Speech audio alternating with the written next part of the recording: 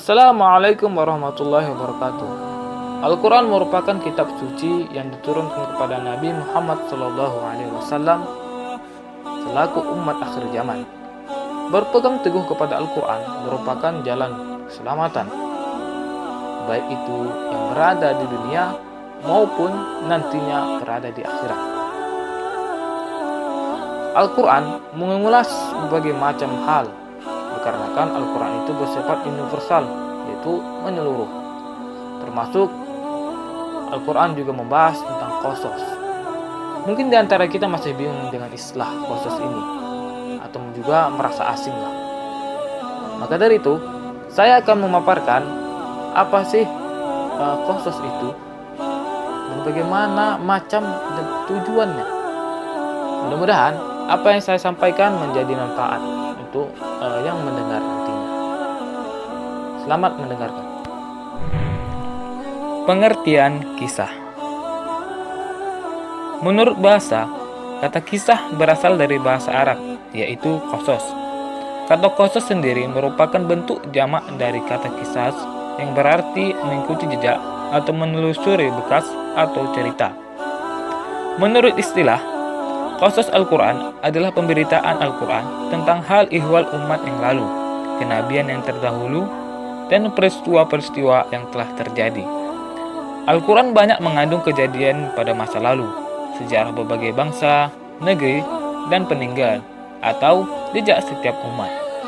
Ia menceritakan semua keadaan mereka dengan cara yang menarik dan mempesona. Macam-macam kisah dalam Al-Quran. Macam-macam kisah dalam Al-Quran ditinjau dari dua segi, yaitu segi waktu dan segi materi. Ditinjau dari segi waktunya, terjadinya peristiwa yang diceritakan dalam Al-Quran dibagi lagi menjadi tiga macam, yaitu yang pertama, kisah gaib pada masa lalu. Ialah kisah yang menceritakan kejadian-kejadian yang gaib yang sudah tidak bisa ditangkap oleh panca indera yang terjadi pada masa lampau.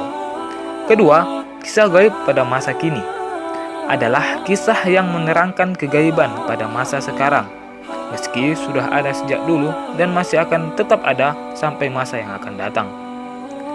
Ketiga, kisah gaib pada masa yang akan datang ialah kisah yang beberapa peristiwa yang akan datang yang belum terjadi pada masa turunnya Al-Quran. Kemudian peristiwa tersebut benar-benar terjadi. Oleh karena itu, pada masa sekarang merupakan peristiwa yang dikisahkan telah terjadi, seperti jaminan Allah Subhanahu wa taala terhadap keselamatan Nabi Muhammad SAW. Kemudian, ditinjau dari segi materinya, dibagi lagi menjadi tiga macam, yaitu yang pertama, kisah para nabi, tahapan dan perkembangan dakwahnya, berbagai mukjizat yang memperkuat dakwahnya, sikap orang-orang yang memusuhinya, dan akibat-akibat yang diterima oleh mereka yang mempercayai dan golongan yang mendustakannya. Yang kedua, kisah orang-orang yang belum tentu nabi dan sekelompok manusia tertentu, seperti kisah umat Nabi Musa yang memotong sapi, yang diceritakan dalam Quran surah Al-Baqarah ayat 67 sampai 73. Yang terakhir yaitu kisah peristiwa dan kejadian pada masa Rasulullah SAW, seperti perang Badar dan Uhud, Quran surah Ali Imran, perang Hunain dan Tabuk, Quran surah Taubah, dan perjalanan Isra Mi'raj Nabi Muhammad SAW. Teknik pemapanan kisah. Tekniknya sendiri dibagi lagi menjadi 4 macam, yaitu yang pertama, berawal dari sebuah kesimpulan. Di antara berbagai kisah yang dipaparkan dalam Al-Quran, ada yang dimulai dari kesimpulan, kemudian diikuti dengan perinciannya, yaitu dari fragmen pertama hingga fragmen terakhir. Yang kedua, tanpa pendahuluan. Pada umumnya, kata-kata pendahuluan digunakan pada berbagai kisah dalam Al-Quran, apakah itu dengan menggunakan pola pertama, kedua, ketiga, atau dengan bentuk pertanyaannya. Yang ketiga, keterlibatan imajinasi manusia. Kisah dalam Al-Quran banyak yang disusun secara garis besarnya, adapun kelengkapannya diserahkan kepada imajinasi manusia. Yang terakhir, yaitu yang keempat, Penyisipan nasihat keagamaan. Pemarapan kisah dalam Al-Quran sering sekali disisipi nasihat keagamaan. Nasihat ini antara lain berupa penegasan Allah Subhanahu wa Ta'ala. Tujuan kisah. Tujuan kisah dalam Al-Quran menjadi bukti yang kuat bagi umat manusia bahwa Al-Quran sangat sesuai dengan kondisi mereka. Karena sejak kecil sampai dewasa dan tua sangat suka dengan kisah. Apabila jika kisah itu memiliki tujuan yang ganda, yakni di samping pengajaran dan pendidikan juga berfungsi sebagai hiburan. Bahkan di samping tujuan yang mulia itu, kisah-kisah tersebut diungkapkan dalam bahasa yang sangat indah dan menarik, menjadikan orang yang mendengar dan membacanya sangat menikmatinya, mempunyai tujuan yang tinggi. Tujuan tersebut ialah menanamkan nasihat dan pelajaran yang dapat diambil dari peristiwa yang masa lalu. Karakteristik kisah-kisah dalam Al-Quran. Karakteristik kisah-kisah dalam Al-Quran dibagi menjadi 4 poin.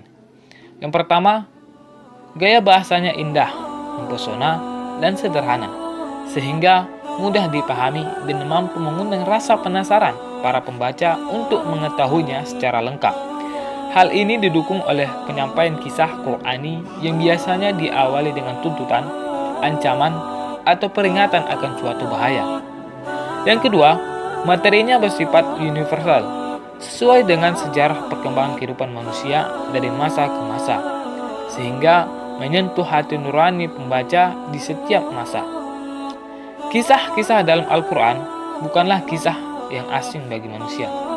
Materinya hidup, aktual, mampu menerangi jalan menuju masa depan yang cemerlang, tidak membosankan, dan mampu menggugah emosi pembaca. Yang ketiga, kebenarannya dapat dibuktikan secara filosofis dan ilmiah melalui bukti-bukti sejarah. Dan terakhir, penyajiannya tidak pernah lepas dari dialog yang dinamis dan rasional, sehingga menghangsang pembaca untuk berpikir. Demikianlah pengulasan tentang kisah dalam Al-Quran. Mudah-mudahan saudara-saudara memahami apa yang saya sampaikan dan menjadi manfaat untuk kedepannya. Kritik dan saran mohon disampaikan kepada saya apabila menemukan suatu hal yang mengganjal. Khairul kalam, billahi taufiq wal hidayah. Assalamualaikum warahmatullahi wabarakatuh.